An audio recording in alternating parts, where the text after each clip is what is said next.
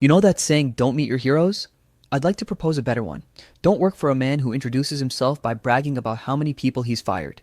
My name is Ethan Marks. I used to be the kind of guy who believed hard work and loyalty paid off.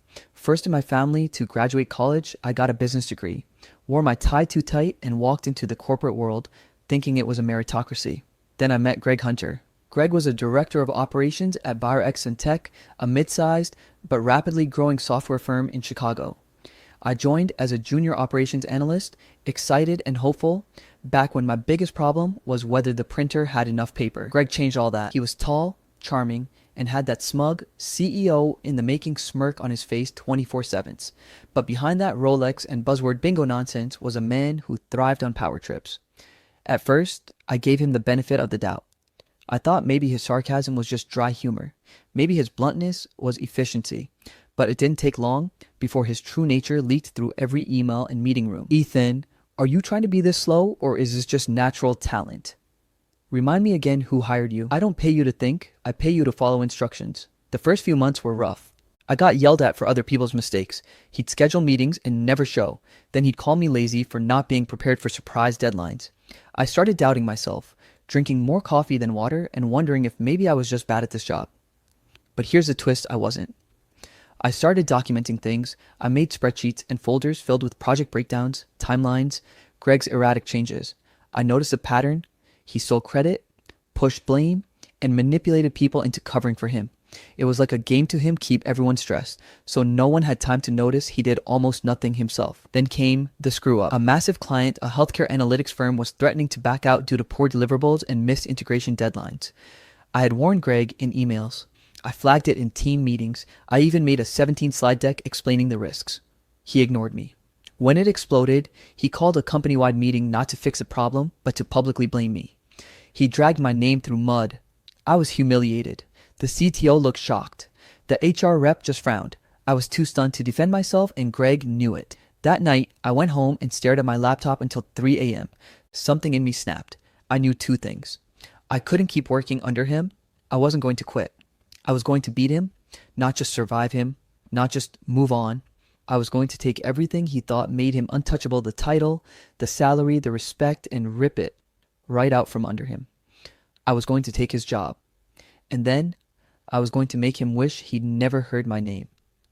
The next morning, I didn't walk into the office like a broken man. I walked in like an undercover agent. I smiled at Greg when he strutted by, pretending like I hadn't spent the entire night plotting how to dismantle his entire kingdom. He probably thought I was over it, that I had accepted my place as the office scapegoat. That's the thing about egomaniacs, they never think the ants can move the mountain. I started small. First, I stopped trying to prove anything to Greg. Instead, I focused on everyone else, the people who actually made the company run.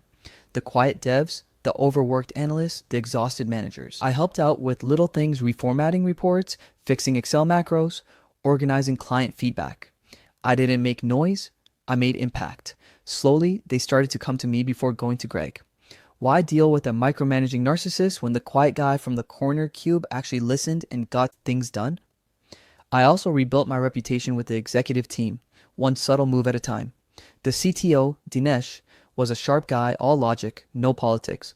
I started casually dropping insights during meetings. Nothing too flashy, just enough to get him thinking. I'd send follow-ups after meetings with small solutions. Hey Dinesh, notice the analytics dashboard crashes when importing CSVs over 10 MB. I built a patch with the devs in my downtime. Thought it might help. He didn't say much, but I noticed he started nodding more when I spoke. Then there was Rachel from HR. Greg treated HR like a joke. Rachel was observant and discreet. I started eating lunch near her in the cafeteria. I'd talk about other departments, challenges, potential restructuring ideas, just enough to show I was thinking big picture. And I never said a single negative word about Greg. Not once. Because here's the rule. You never take down a king by yelling from the crowd. You take him down by becoming the one the kingdom already trusts more. By month 3 of my quiet campaign, something interesting happened. Greg made a mistake. A big one. He botched a client pitch badly, misquoted figures, promised features we didn't even build yet, and blamed the sales team in front of everyone. One of the senior clients wrote a scathing email that somehow leaked to our entire department. Greg panicked. He tried to throw together a new proposal overnight, called for an emergency brainstorming meeting at 7 p.m. and expected everyone to drop their lives.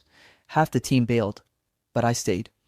I worked until 1 a.m. rebuilding that deck from scratch, correcting the numbers, rewriting the delivery strategy, and I attached it to an email titled, Draft Only Greg, please review, not final.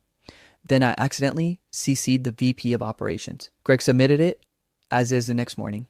Didn't change a thing, didn't even notice a tracking pixel in the file. I embedded the one that showed he opened the file at 9:02 a.m. and forwarded it at 9:04. The VP called him a strategic thinker and praised him during the leadership huddle, and I smiled. Because the timestamp on that file, it showed it was created at 1:03 a.m., and that same VP had gotten wind of a rumor that Greg hadn't even attended the emergency meeting. The pieces were falling into place. My next move was bold. I started building a private dossier not just on Greg, but on his entire mismanagement. Missed deadlines, client complaints, budget inconsistencies.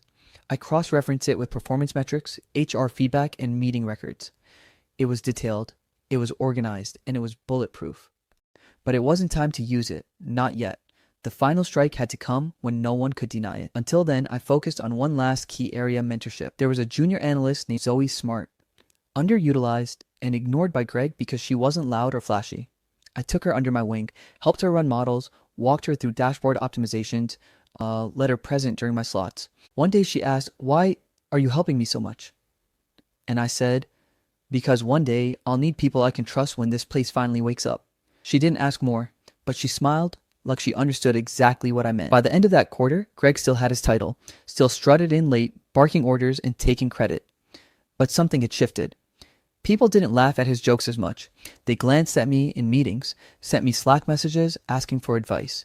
The whisper network had started, and in any kingdom, whispers are the first sign of rebellion. I wasn't just surviving anymore. I was quietly, methodically, building the army that would dethrone him. And soon, Greg would realize that the man he once humiliated was the man everyone now turned to when things actually needed to get done. He just didn't know yet, but I was coming for his throne. And I wasn't going to miss. The next phase of the plan wasn't about waiting, it was about nudging, creating little cracks in Greg's carefully polished image, just wide enough for doubt to creep through. Greg lived off reputation. He bragged about being the guy who saved the Boston project and turned around the Atlanta office. Of course, none of those claims could be traced to anything specific. They were all smoke, just like him. But the company worshipped confidence, so I gave them something else to look at. I started with the quarterly ops review. Greg usually handled the decks himself, or rather, delegated it to one of us and slapped his name on it.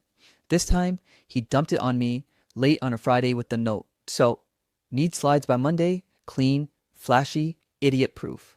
I smiled. Sure, Greg, I'll make sure it's perfect. And I did. I crafted a deck so sharp it could cut glass, but I baked in subtle landmines, charts with vague labels, KPIs that looked good. Until you noticed the timeframes had changed. I even included a growth metric that wasn't technically false but relied on a one-time seasonal spike. Then I sent it. He didn't read it. Of course he didn't. Tuesday morning, we walked into the boardroom. All the key executives were there. CTO, HR head, finance, even the CEO, Marlene. Greg walked in smug, clicked to slide 1, and started his usual smooth talk routine. Till slide 8. That's when Marlene raised an eyebrow. Greg, these numbers don't match what I have from finance. Greg blinked. They should. Ethan pulled this from the dashboards. Now, here's the kicker I had. But I had also slipped in a quiet email to finance Sunday night asking a few clarification questions. Just enough to make sure they noticed something was off. Greg stammered a bit. He even turned toward me slightly like he expected me to jump in. I just looked down at my notepad, scribbling silently like I was taking minutes. The room got colder. Dinesh, the CTO, leaned forward. You sure you reviewed this, Greg? Some of these trends seem inflated. That word inflated hit like a sledgehammer. Greg fumbled through the next few slides. His voice lost its rhythm. The once dominant peacock started sounding like a middle manager giving a book report he didn't read. The meeting ended early. Afterward, in the hallway, Greg cornered me. What the hell was that? He hissed. You told me to get it done. You didn't say review it together. I assumed you'd look it over before presenting to the board. His face twitched, caught between anger and the horrifying realization that he had no real excuse. I could see the cracks forming in his armor. But he still wasn't scared. Not yet. So I made it worse. Operation Bottleneck. Greg had a habit. He insisted that all major project decisions had to run through him. Approvals, budget requests, even minor hiring freezes. It gave him control, and more importantly, it gave him leverage. If something failed, he could claim he never signed off. If something succeeded, he took the credit. I gave him rope. Lots of it. I quietly encouraged project leads to flood Greg with decision requests. I helped them write pitch emails, format proposals, and even schedule overlapping calls with urgent input required. He was buried. And I knew exactly what would happen. He'd start approving things without reading them. Or worse, ignore them altogether.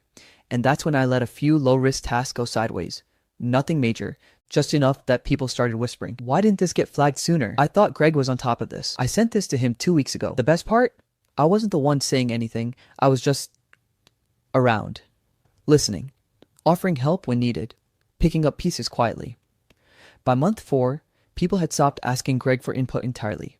They started coming to me first just to check if Greg would be okay with this. Then came the real turning point, the consultant trap. One of our vendors brought in a third-party process improvement consultant. Normally, Greg loved this kind of thing. It was a chance to show off and throw buzzwords around. But this consultant, she wasn't buying it. Her name was Clara, mid-30s, razor sharp. She interviewed each team member privately. I didn't plan to say much, but she asked one question that changed everything. "What's the biggest barrier to efficiency in your team?" I paused, then smiled softly. "Honestly, too many layers, too many decisions bottlenecked at the top. We have smart people, they just need room to move." She said nothing, just wrote it down. But when the final report hit the exec team, one phrase stood out like a neon sign. Dope. Middle management inefficiencies, particularly at the director level, are a core blocker to departmental productivity. And guess who was the only director mentioned in that report? Yep, Greg Hunter. He stormed into our section like a cartoon villain the day it dropped, slammed his office door so hard a picture fell off the wall. Me? I stayed quiet, helped Zoe draft the client strategy deck, sent a thank you email to Clara, and kept building the case. Because now, Greg wasn't just scrambling. He was bleeding respect. And in corporate life, that's how kings die, not by sword, but by silence. It's funny how someone can spend years building a reputation only to have it come undone in 15 minutes on a stage. That was exactly what I planned for Greg. The annual Verexon Investor Showcase was approaching a high-stakes, high-gloss event where our top brass pitched the company's growth, direction, and tech to venture capitalists, potential backers, and even a few sharks from Wall Street. Greg was obsessed with it. He treated the event like his Super Bowl. He wore custom suits, practiced speeches in the mirror, even got haircuts 2 days before, so he'd look sharp but not trying too hard. It was the one time of year he actually did some real work, or at least pretended to. Naturally, I made sure I would be heavily involved. He tapped me for deck support, which, in Greg speak, meant do 90% of the work while I take the spotlight. I smiled. "Of course, Greg, I'll make sure you shine." "Oh, you'll shine, all right." I worked on the deck like an artist, layered, visual, beautiful. But I also made sure Greg barely understood any of it.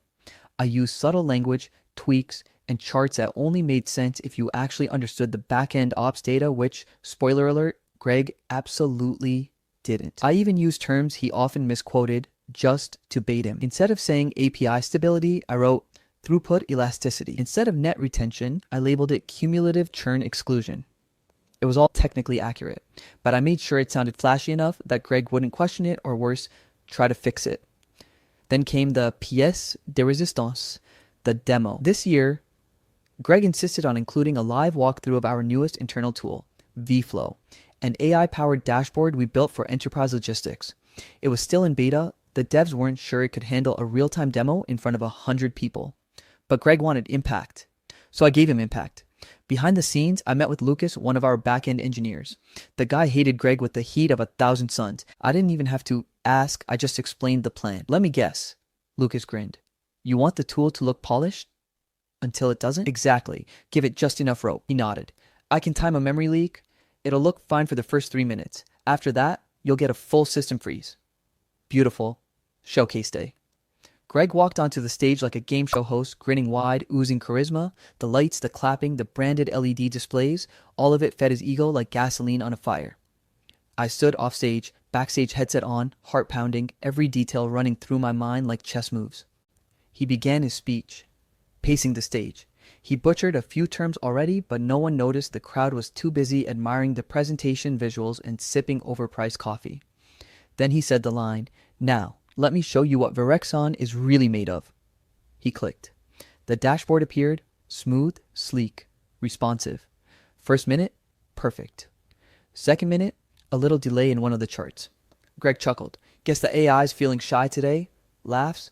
Third minute, the page froze. He clicked again. Nothing. Then error message, then another, then the screen turned white. Greg panicked. Must be a Wi-Fi issue. Tech team? I watched from backstage as the CTO frowned in the audience. The investors started murmuring, and in that moment, with Greg sweating under the lights, jaw twitching, muttering excuses, I saw his crown slip. He looked lost. Lucas, standing beside me in the wings, whispered, and there it is. The dev team scrambled to the laptop. PR tried to salvage the room with an impromptu coffee break, but the damage was done. No one remembered his speech. No one remembered the fake stats or the buzzwords. They remembered the crash, the failure, the leader who couldn't explain the product he was pitching. Afterward, Greg tried to spin it. It was just a glitch, minor tech hiccup. But the executives weren't smiling. And the post-event investor feedback? Brutal. One even wrote, "How does your director of ops not understand the tool he's pitching?" Another, "Either your tech isn't ready or your leadership isn't." Both hit like bullets. That evening, Greg called an emergency department meeting. He stormed in like a man on fire. "I want to know who approved that demo build. Who signed off on the final code? I swear someone sabotaged this." I sat quietly, arms crossed. Rachel from HR was there. Dinesh too. They both looked at Greg like they were seeing him clearly for the first time. Greg pointed at me. You built the deck. Why didn't you test the demo?" I raised an eyebrow. "You told me the demo was under your control. You said you wanted to own it. You asked me to focus on the deck." Rachel tilted her head. "Is that true?" Greg froze. He looked around, suddenly realizing how alone he was in that room. I don't recall saying it like that." Dinesh cut him off. "Maybe next time you should recall more before stepping on stage with something you don't understand." Boom! Greg stormed out. The whispers were no longer whispers. The armor had cracked, and now everyone saw what was underneath a man who couldn't lead without a safety net. And I was already pulling the last threads of that net away. After the Investors Showcase disaster, Greg didn't come to work for 3 days. No emails, no updates, just radio silence and a vague out sick message from his assistant. But the office didn't grind to a halt, it ran smoother. Meetings ended on time. Decisions were made faster. Cross-team issues got resolved in Slack without Greg chiming in with his usual, "Let's circle back in Q3." That silence, it said everything. I used those 3 days to make moves. Move 1, build the bridge to the top. CEO Marlene was a fortress. Everyone feared her, not because she yelled, but because she never had to. Her eyes were sharper than most people's words. Greg worshipped her approval, but I knew something he didn't. Marlene didn't care about noise. She cared about results. So I made sure she saw mine. I compiled a clean, data-driven report outlining the aftermath of the showcase, the damage control strategies I deployed, and a roadmap to fix the perception. I didn't blame Greg. I let the numbers do that. I just offered solutions. Then I asked for 10 minutes of her time. She gave me 20. I kept it brief, focused. I spoke with quiet confidence, the kind that doesn't need to say, "Look how much better I am than Greg." The numbers already did that for me. Marlene nodded once before I left and said, "You think 2 moves ahead. Not many people here do that." I walked out, knowing I just moved a queen to the center of my chessboard. Move 2, rally the middle. Middle management is where real power lives. The team leads, project managers, and department heads. They're the arteries of any company. If they like you, you thrive. If they don't, you rot. I started looping them into weekly syncs, casual, efficient. I listened more than I spoke, took notes, sent summaries afterward, always giving credit where due. And when they vented about Greg's chaos, I let them. No advice, no judgment, just quiet acknowledgement. Eventually, they started calling me when they needed clarity or approvals, even when Greg returned. Especially when he returned. Move 3, push Greg into the spotlight alone. Greg came back trying to reassert dominance. He cracked jokes in meetings like nothing happened, tried to re-engage with his old routines. But something had changed. People answered slower. Their laughs were more forced, and Greg, he was off, paranoid, twitchy. So I set the trap. There was a new client integration coming up, a tricky logistics firm with a reputation for switching vendors fast. Normally, I'd handle the implementation design, but I suggested in a meeting, maybe Greg should take point. He knows our enterprise vision better than anyone. A few awkward glances. Greg grinned, puffed up. "Sure, I can lead this one." And just like that, he walked into it. I quietly made sure he had all the wrong information, not lies, but outdated architecture specs, incorrect sandbox credentials, devs who weren't briefed. Greg, of course, never double-checked a thing. He winged it. The result? A botched onboarding call, 3 missed deliverables, and a furious client escalation to Marlene's office. That night, I stayed late, fixing everything. Sent a cleanup memo to leadership with exact steps we were taking. I didn't name Greg. I didn't have to. The client eventually calmed down because I made sure they did. But the message inside the company? Loud and clear. When Greg leads, we lose. When Ethan steps in, things get saved. The tipping point. About a week later, I got called into a closed-door meeting with Marlene, the CTO Dinesh, and Rachel from HR. No invite, just a, "Can you come to the 9th floor conference room?" Inside, the vibe was calm but deliberate. Marlene looked at me. "We've been watching how you've handled the last few quarters." Dinesh added, "Your strategic maturity is miles ahead of where you were a year ago." Rachel smiled, but it didn't quite reach her eyes. "We need to make some changes, quietly, for now." And then Marlene said it. "We'd like to begin transitioning you into the director role." Not a director role, Greg's. They didn't say it outright, but I knew. They were easing him out, pushing me in without the bloodbath. No announcement yet. But it was real. I nodded. "Understood. I'll handle it discreetly." And as I walked out of that room, I knew something had shifted permanently. The company no longer saw me as a junior analyst. They saw me as a leader. Greg, he just didn't know he was already losing his job. But soon, he'd know. And I was going to make sure the fall wasn't quiet, it was going to be poetic. Greg still had the title on paper. Director of Operations. It was printed on his door, his email signature, his LinkedIn bio that he updated religiously every quarter. But in every other way, in meetings, in decisions, in respect, he was a ghost. And I had turned him into one. It started subtly. Leadership began looping me into higher-level strategy calls without including Greg. I'd get invites for things that were traditionally above my pay grade. Budget reviews, expansion planning, vendor contract negotiations. At first, Greg didn't notice. He was too busy trying to fix his own image. But then came the Ops Bulletin. We published an internal company-wide update every Friday with summaries from each department. Normally, Greg would write the Ops section or delegate it and slap his name on top.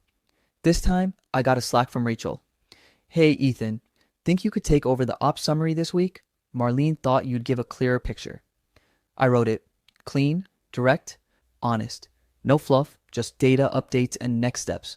The feedback was instant. "Who wrote this? This actually makes sense. Wow, this is the most useful summary we've had in months." Greg didn't say a word, but I saw the red in his face when someone complimented Ethan's clarity during the following week's check-in call. From that point forward, I kept writing it. Rachel never asked again, it was just assumed. The next step, decision power without the title. Over the next few weeks, I became the go-to decision maker. Need approval on project resourcing? Ask Ethan. Want to escalate a delay? Loop Ethan in. Client wants a roadmap update? Send it to Ethan. Greg will just confuse them. And Greg, he felt it. Every inch of it. He'd walk into meetings and people would already be aligned because I'd prepped them. He'd try to lead a discussion and get interrupted mid-sentence by someone saying, "Ethan actually already answered that in our pre-brief." He tried to push back once. A minor budget realignment was needed for the logistics team. I'd signed off. Greg reversed it. 2 days later, the CTO overruled him. "We're going with Ethan's plan. It's more efficient." Greg's mouth opened like he was about to argue, but nothing came out. Because even he knew the tide had turned. The office slowly turned cold. People stopped laughing at Greg's jokes. He'd drop one of his classic fake macho lines like, "Back in my day, we didn't need all these dashboards," and the room would just blink at him. He once stormed over to Zoe, yes, the analyst I mentored, and berated her for a supposed report error. Except she'd copied me on everything. I reviewed it personally. I walked over, calmly, stood beside her. "Actually, Greg, that wasn't an error. The KPI format changed after Q2. I signed off on it. You'd know that if you'd read last week's update." He turned to argue. Rachel from HR happened to walk by at that moment. She stopped. Greg's jaw tightened. He walked away without another word. Zoe looked up at me, wide-eyed. "You didn't have to." "Yes, I did," I said. "He doesn't get to scare people anymore." The final straw was a party. It wasn't even a major one, just a Friday end-of-quarter mixer beer, pizza, and team shoutouts. Greg tried to give a speech. "Tough quarter, team, but we pushed through. As your director, I just want to say..." And that's when someone, maybe on purpose, maybe by accident, handed me the mic. I wasn't planning to say anything, but the room was watching. So I smiled. Big thanks to everyone who made the client onboarding process smooth, especially project leads, QA, and Zoe from Analytics for catching that API delay early. We wouldn't have hit the delivery window without you. Applause. Genuine. Warm. Greg stood off to the side, holding a beer and smiling that tight, fake smile that never quite reached his eyes. I could see it. He was boiling inside. Because the room had made up its mind. I was the boss now. Not because of a title, but because I earned it. And soon, the paperwork would catch up with reality. Marlene's message. Came the following Monday, a short email. No fanfare. Ethan, I'd like to schedule a meeting with you and Rachel this Thursday. Just a quick alignment before Q4 transition announcements. I knew what that meant. Greg's days were numbered. And the best part? He didn't even know the sword was above him until it dropped. Greg didn't wait for the announcement. By midweek, the tension in the air was undeniable. He could feel it. Everyone could. He wasn't leading meetings anymore. He was just attending them. He wasn't being copied on executive threads, and even his go-to allies, the ones who used to ride his coattails, now kept their heads down and eyes forward. When he showed up at my desk that Wednesday, right before lunch, I knew something was about to crack. Ethan, he said, trying to sound calm. My office, now. I saved my work, stood up, and followed. The door closed with a sharp click. The blinds were drawn. What's going on? He snapped, dropping the calm act immediately. You think I don't see what you're doing? I didn't answer. I just waited. You've been playing this little game for months, undermining me, turning people against me, acting like you're in charge. He leaned across the desk. I brought you into this department. I kept my tone steady. You didn't bring me in, HR did. You just happened to be sitting in the chair when I got here. Greg scoffed, pacing. You think you're better than me now? You think this company is just going to give you my job because you made a few nice slide decks and whispered in the right ears? They're not giving me anything, I said. They're recognizing what's already true. You've been riding on other people's work for years. I just stopped letting you ride on mine. He paused, breathing hard. His jaw twitched, a tell I'd picked up over time. You've made a lot of enemies with this little stunt, he said. I haven't made any enemies, I replied. I've just stopped protecting one. The silence after that was thick. He stared at me, trying to find a crack, a sign that I was bluffing, but I wasn't. I'd outworked him, outsmarted him, outlasted him. You think this is over? He finally said. I gave him a small smile. No, Greg, I think you're over. The announcement. The next day, Marlene called an all-staff ops meeting. Unusual for her, she was a fan of private memos and clean email rollouts. But this one, she wanted to say in person. Greg sat near the back, arms folded, sunglasses resting on his head like he was still clinging to a past where people thought that looked cool. Marlene stepped to the front. We're making a few leadership changes this quarter, she said, crisp and direct. I'll keep this short. Ethan Marks will be stepping into the role of Director of Operations, effective immediately. His ability to lead cross-functional teams, streamline strategy, and deliver results under pressure has made this a clear and easy decision. Every eye turned to me. Some smiled, others nodded. Greg didn't move. Marlene continued. Greg Hunter will be transitioning into an advisory role over the next few weeks to support the handover process. We thank him for his years of service and look forward to his contributions during this transition period. Advisory role. That was corporate speak for, we're giving him a fake title until he gets the hint and leaves. It was merciful. More merciful than he deserved. Aftermath. Over the following weeks, Greg's office was slowly emptied. His nameplate disappeared. His meeting invites dried up. He showed up later and later. Eventually, he just stopped coming. HR confirmed he'd stepped away to pursue other opportunities. I heard through the grapevine that he tried to position himself as a leadership consultant. No one at Virexon gave him a recommendation. Meanwhile, I got the real corner office. Not Greg's, a better one, with floor-to-ceiling windows and a view of the city that made every late night feel worth it. Zoe became my senior analyst. Lucas moved into DevOps leadership. The team that had once lived in fear under Greg, they started thriving. I even changed the team motto printed on our internal page. Greg's had been, pressure creates diamonds. Mine was simpler. Good leaders don't need to yell. 1 month later, I ran into Greg randomly at a downtown cafe. He looked smaller, still well-dressed, but the shine was gone. He saw me and forced a smirk. Big man now, I just nodded, doing the job like always. He opened his mouth to say more, maybe to take one last shot, but he didn't. He just looked at me for a moment, then turned and walked away. And just like that, Greg Hunter, the man who made my life hell, became nothing more than a cautionary tale. The first week in the corner office was surreal. The leather chair, the sleek desk, the echo of my own footsteps in a space that used to intimidate me. I stood by the window, the morning after Greg's official departure, coffee in hand, watching the city wake up. The skyline I used to see through dusty conference room blinds now stretched wide and clear. It was mine. But with the power came something else I didn't expect. Fear. Not fear of failure that I could handle. It was fear of becoming Greg. The long hours, the power, the subtle pull to demand instead of ask. The temptation to shut people down with, "I'm the boss now," instead of listening. I saw it starting, even in small ways. I snapped at Zoe over a calendar error on day 3. I cut Lucas off in a meeting the same way Greg used to cut me off. And the look on their faces, that hit harder than anything Greg ever said. The wake-up call. That Friday, we had our first leadership sync under my tenure. I had the floor. Everyone was listening. I'd prepared a vision deck, the works. But halfway through, something in me stopped. The team looked stressed, tired, like they were bracing for something not because of the workload, but because they thought I might turn out just like the guy I replaced. I paused mid-slide. "Can I be honest?" I said, setting down the clicker. "This whole week, I've been trying to play the role of a leader. And in the process, I might have acted more like Greg than I'd like to admit." The room shifted. People looked up. Really looked. I don't want to lead with fear. I don't want people afraid to challenge me or burn out trying to impress me. That's not what got us here. What got us here was real collaboration, honest work, and people who gave a damn about each other. Silent. Then Zoe smiled, and Lucas leaned back and said, "You're human. Thank God." Everyone laughed, not forced laughter, real laughter. I exhaled. That was the moment I knew I could do this, on my terms. The cultural overhaul. In the weeks that followed, I didn't just shift workflows or KPIs.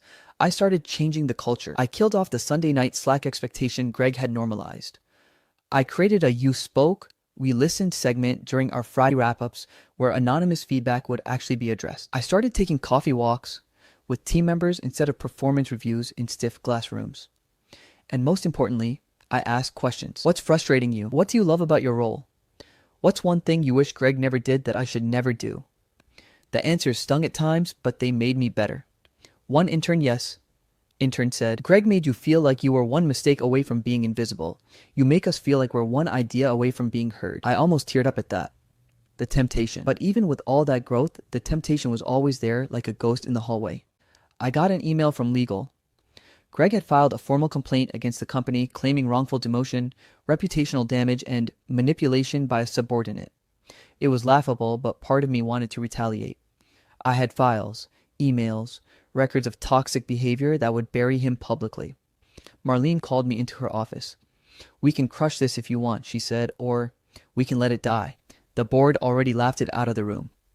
I stared at the file on her desk. This was my chance to end him, fully, publicly.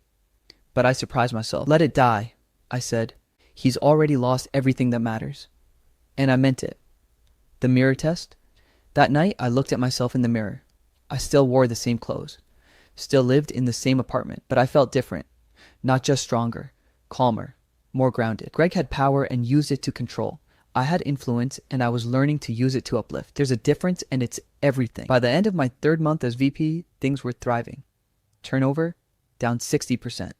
Client satisfaction, record highs. Employee surveys, the kind of stuff HR dreams of. And yet, I could feel it the higher I climbed, the more snakes appeared in the tall grass. The board had been unusually friendly lately. I should have seen it coming. Then one morning, I was summoned. The kind of invitation that doesn't ask, it tells. The proposal. The meeting was held in the top floor boardroom, marble floors, silent air conditioning, the kind of place Greg once worshipped like a church. Everyone was already seated. Marlene gave me a brief nod, but her face was unreadable. On the giant screen was a pitch deck. Slide 1. Project Silo Strategic Consolidation Plan. Translation, layoffs, department mergers, outsourcing. And at the center of it all, my division. "We've been eyeing this move for a while," said board chairwoman Evelyn. "But Greg was too volatile. You, Ethan, you're different, smarter, steadier." It almost sounded like a compliment. Almost.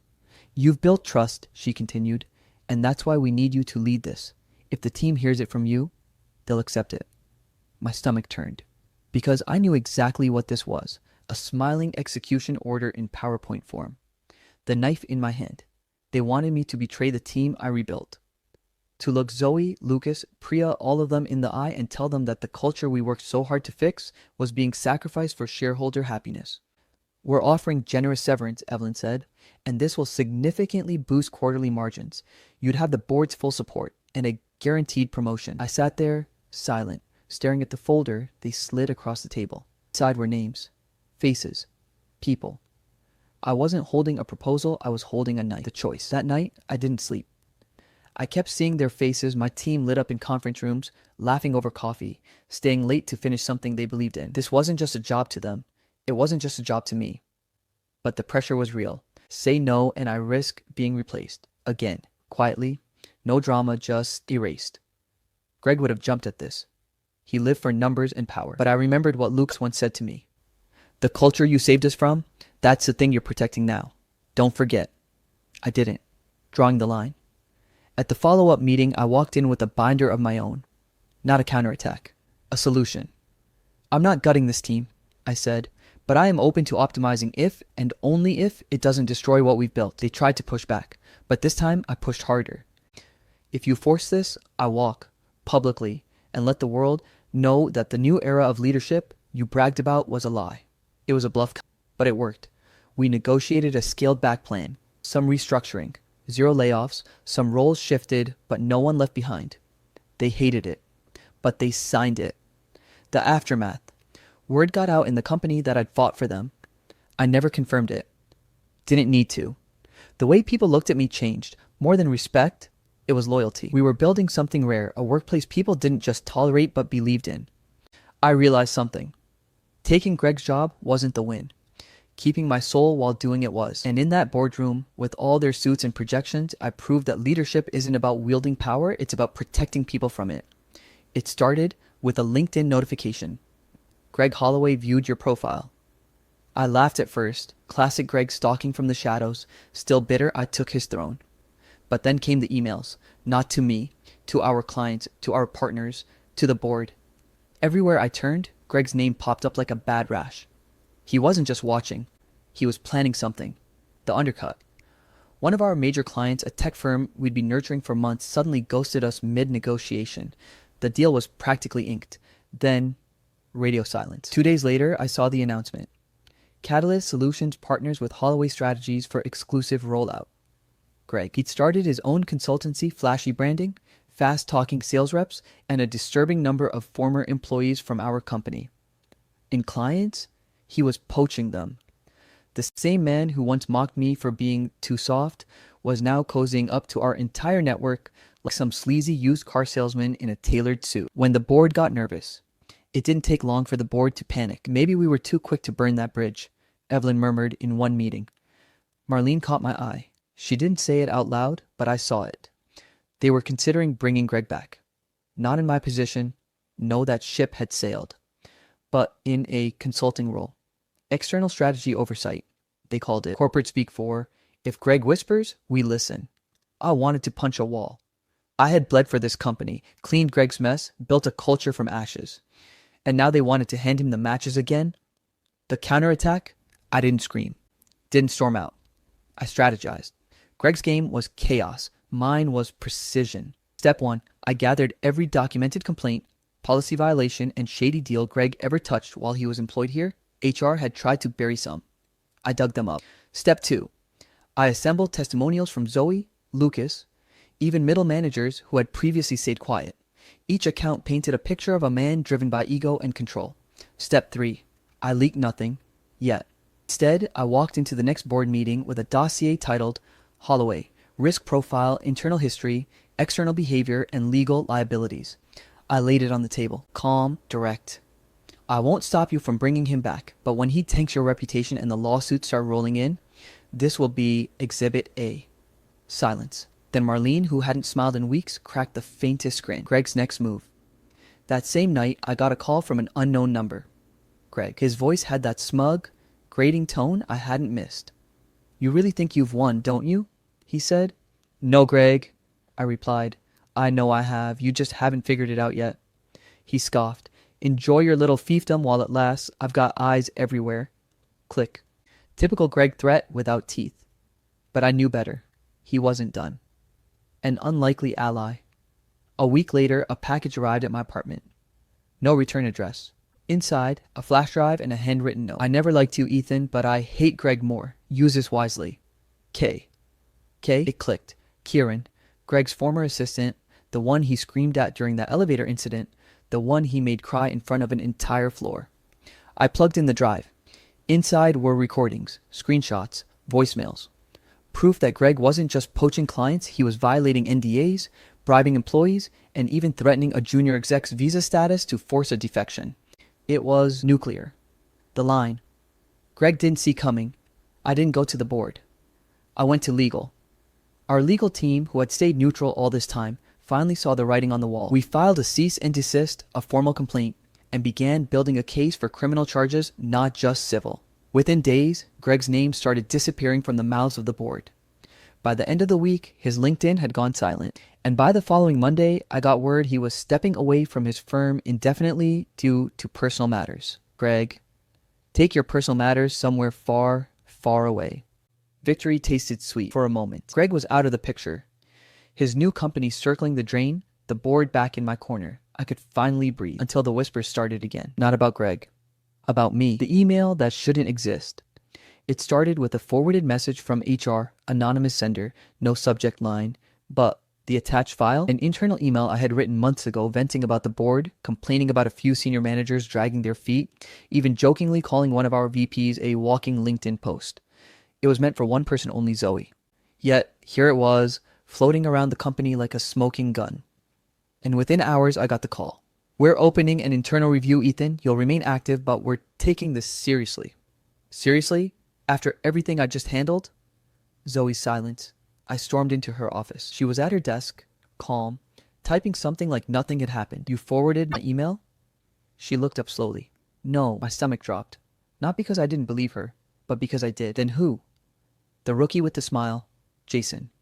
Fresh MBA, intern turned golden boy, Zoe's new assistant. He was everywhere lately in meetings he didn't belong in, copying me on memos I never approved, always asking curious questions like, what did Greg do that you didn't? At first I thought he was just ambitious. Turns out he was sponsored. By Evelyn. The same board member who floated the idea of bringing Greg back. The same one who hated that I wasn't a puppet. Jason was her project, her backup plan, and I'd just given him ammo. The setup. I retraced everything. The day that email leaked, Jason had borrowed Zoe's laptop for a presentation. He'd probably accessed the drafts folder, maybe even had IT grant him admin level access. He wasn't dumb, he was playing the long game. Plant seeds, undermine, wait for me to stumble. I didn't just stumble, I handed him the rope. And now? Jason was making moves, quietly leading meetings, positioning himself as the rising face of the company. Even the press was catching on. One article called him the millennial mind behind Titan's culture reset. Titan, the nickname I coined for our turnaround strategy. He was literally wearing my work like a tailored suit. The mistake he didn't know. He made? What Jason didn't realize is I wasn't Greg. I didn't rule with fear, I ruled with loyalty. And one of my most loyal? Kieran, yes. The same Kieran who sent me Greg's downfall USB. She had been watching Jason too more closely than I had. And she noticed something strange. Jason had been meeting Evelyn off-site weekly, not in a mentorship way, but something more calculated. Kieran also noticed that Jason had copied several confidential client files to a private drive. Suspicious, she flagged it to it. And guess what? Jason had a second laptop, one he never logged into the network with. But cameras don't lie. I had everything. Playing it public, instead of blowing it up internally, I decided to make it external. We invited a major industry publication to profile our company's turnaround and insisted they follow a day in the life of our leadership. Cameras, mics, access. Jason thought it was his chance to shine. But I fed the reporter just enough to start asking questions. Why were internal policies being reshaped without full leadership input?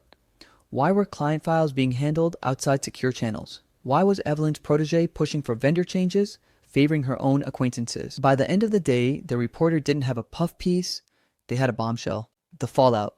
The article dropped. It was brutal. Headlines like, Upstart exec faces ethics questions at Titan Inc. Mentorship or manipulation. Insider tensions erupt. Evelyn tried to spin it. Jason stammered through a weak LinkedIn post about ambition sometimes clouding judgment. But the board? They were done. Evelyn was quietly asked to resign from her advisory role. Jason was let go to pursue other opportunities. HR scrubbed him from the company site before lunch. And the review into my email? Dismissed without comment. Because while I may have been careless with words, I was never careless with power. One last conversation. Zoe and I met for drinks that night. I thought we were done with backstabbers, I said. She laughed. No such thing in business, only knives and timing. I looked at her. You still believe in this? She sipped her drink. In you? I didn't say it out loud, but in that moment I realized Greg was the devil I knew. Jason was the devil I created. But I wasn't a victim anymore. I was the boss. The final move. It's strange how quickly everything quiets down once the fires are out. Greg was history, Jason exposed and expelled. Evelyn whispered out of existence. And me, still standing, still CEO. But for the first time in years, I found myself staring out my office window, not with ambition, but with boredom. An offer I didn't expect. A courier showed up at reception with a slim black envelope. No return address. Just my name, handwritten. Inside, a single-page letter, elegant penmanship, from Greg. That Greg. Congratulations. You played the game better than I ever did, but I wasn't entirely wrong about you, was I? It wasn't bitter, it was reflective, almost admiring. He wrote about mistakes, his and mine, about ego, about losing himself to control. But at the bottom, there was something else. There's one more card left on the table, you just don't know it yet. Look into the Singapore account. What? I had no idea what he was talking about. Greg didn't operate out of Singapore, as far as I knew. But curiosity wins every time. The hidden trail. I looped in Kiran. She ran a deep dive through archived financials and hidden transaction logs. What she found? A buried shell company, DGI Southeast Holdings, routed through Singapore, linked to an unregistered account Greg used for performance bonuses. But that wasn't the kicker. The kicker? Titan Inc. owned 49% of it. Greg had registered the rest in his name and the board never knew. The money sitting in the account? $18 million. Untouched since Greg's exit. It was dirty, unaccounted for, and technically still tied to our corporation. Kieran looked at me. What do you want to do with it? I could turn it over, let the board sweep it up, bury it, claim the PR win. Or the birth of Emberline. 2 weeks later, I made my announcement. After 6 years at Titan Inc., I'll be stepping down from my role as CEO. I've decided to start something new. Shockwaves. Reporters begged for a reason. Board members panicked. Even Zoe texted me, "You sure about this?" I was. With the help of a few loyal team members, I funneled Titan's 49% stake back to the company with a clean severance package, no mess, no lawsuits. And the rest? I used Greg's forgotten millions to build a new empire. A lean, sharp, people-first consult firm focused on rebuilding burned-out companies. I called it Emberline. Because sometimes you don't need a spark. You just need someone who knows where the embers still burn. Epilogue. 1 year later, I ran into Greg at a tech summit in Singapore. He was tan, relaxed, sipping a drink poolside. You did it, he said. Yeah, I said. With your money? He laughed. You know what's funny? He added. I always thought I'd leave Titan and build something better. I nodded. You could have. But you didn't, I said, standing up, because you were too busy making enemies. He looked at me, not angry, just sad. Maybe for himself, maybe for who I'd become. Final thoughts? Revenge? It got me here. But revenge didn't keep me here. Growth did. Letting go did. And knowing when to stop burning bridges and start building them did. So yeah, I took his job. I crushed his name. I built something better. But in the end, I left the ashes behind and built a fire of my own. Starting. Emberline felt like learning to breathe again, but this time, with lungs I built myself. No Greg, watching. No Jason lurking. No board breathing down my neck. Just purpose, autonomy, and something I'd nearly forgotten I deserved. Peace. But peace doesn't mean silence. Not when people remember your name. The viral post. It started with a Reddit thread titled, "Ever had a boss ruin your life and then get karma served ice cold?" Thousands of upvotes, screenshots, speculations, and a familiar name dropped again and again. Me.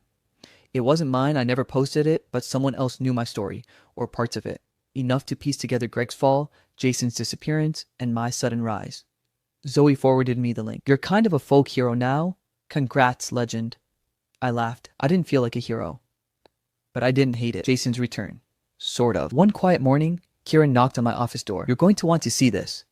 A job application for Emberline, Senior Consulting Associate. The name? Jason Merrick. New resume, new portfolio. But it was him. Same LinkedIn headshot, just cropped tighter. I stared at it. Kieran waited. Schedule the interview, I said, but don't tell him it's me. The interview. He logged into the video call 5 minutes early. Hair slicked, tie perfect. He had no clue. I entered the Zoom room with my name hidden. Just executive. So, Jason, I began. Tell me about a time you faced a workplace conflict. His face froze for a moment. I've had a few unfortunate misunderstandings in the past, but I've grown a lot. Interesting, I said, because I remember you once left a coworker locked in a stairwell for 2 hours. He blinked. That wasn't in his resume. Then I turned my camera on. His jaw hit the floor. Closure or chaos? He scrambled to speak. Lucas, I didn't know. I bet you didn't, I cut in. Here's the thing, Jason. I'm not here to humiliate you. I'm not Greg. He fell silent. But I do believe in consequences. I didn't fire him. I didn't scream. I didn't even insult him. I just left the meeting after saying, this company only hires people who build others up, not the ones who tear them down. You're not that person, not yet. And then I blocked him. Greg's ghost. Every now and then, I'd see Greg's name float across finance blogs or buried in tech think pieces. No charges, no public meltdown, just obscurity. He still lived rich, but anonymously. He was a ghost. Now, the kind you only whisper about in boardrooms as a cautionary tale. Don't Greg it up. People joked. You'll end up replaced like that Lucas kid did to his boss. I never corrected them. Let the myth grow. The team I built, Kieran became COO. Tanya ran our marketing, a full circle win after Greg once told her she wasn't creative enough. Zoe consulted on strategy when she wasn't busy being a rising VC star. And me? I took Mondays off. Yeah, every damn Monday. Because power doesn't come from holding a title. It comes from owning your time. The last letter. Months after Jason's failed interview, a letter arrived. No name on the envelope. Inside was a note, typed, plain. You didn't become him. That's the real win. G. No address, no return stamp, just that. Maybe it was really Greg. Maybe it wasn't. But either way, it was true. And that's how I won. Not by screaming louder. Not by breaking laws or bending ethics. Not by becoming what I hated. I won by building better. By leading with strength, but never cruelty. By remembering every pain Greg caused me and choosing not to pass it down the ladder. Because at the end of the day, the best revenge is never needing it again. The end.